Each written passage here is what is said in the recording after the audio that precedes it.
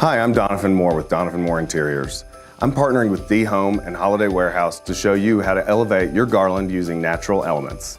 All right, first things first, fluff your garland. Make sure you space out the pine needles. You've got to give enough room to add all the elements in. All right, second, you've got to layer in additional greenery in order to make it look fresh. Cedar, pine, magnolia, when it comes to garland, the more the merrier. All right, step 3, add festive flourishes to the mix. I have antlers here, amaryllis.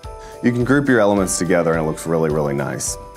Miss the smell of Christmas? Use fresh material. Everybody loves that. Last thing you'll need is a little bit of ribbon.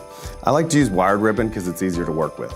And really you can just loop this through, you start it at the end, tie it in so that you can't see the end of the ribbon, and then just sort of spin and twirl this around and tuck as you go. And it's really a lot easier if you use it with really soft hands.